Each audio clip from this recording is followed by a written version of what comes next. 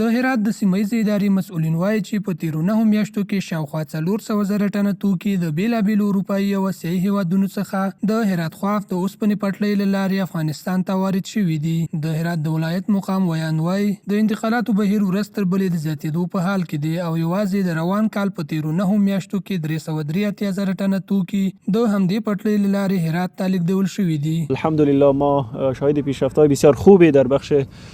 صادرات و واردات از طریق خطاهن خافرات در طول 9 ماه گذشته بودیم که نزدیک به 400 هزار تن کالا از این طریق صادرات و واردات صورت گرفته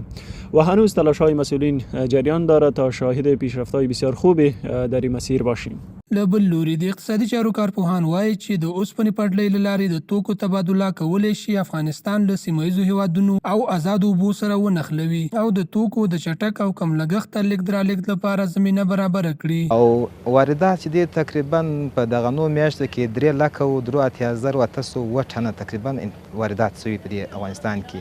په دوی کې نو بالا مختلف اجناس دي لکه سیمنټ او کاشیان دغه اهن چادر او هغه سي ډیزل او دا شان ټول ورسره راځي فعلا. همدارنګه هغه کسان چې په دې تمځای کې ورته د کار زمینه برابره شوې ده وایي چې په دې برخه کې د کاري فرصتونو رامنځته کېدل د دې لامل شوی څو د نورو هیوادونو له کډوالۍ راوګرځي او په خپل هیواد کې پر کار بوخت شي. همین 250 تا میانگین روزانه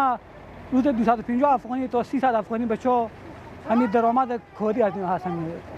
زندگی بودن خوبه دیگه بودم اگر این نبودی بودم این مردم مسلمان خدای پریشونه جای نه برا.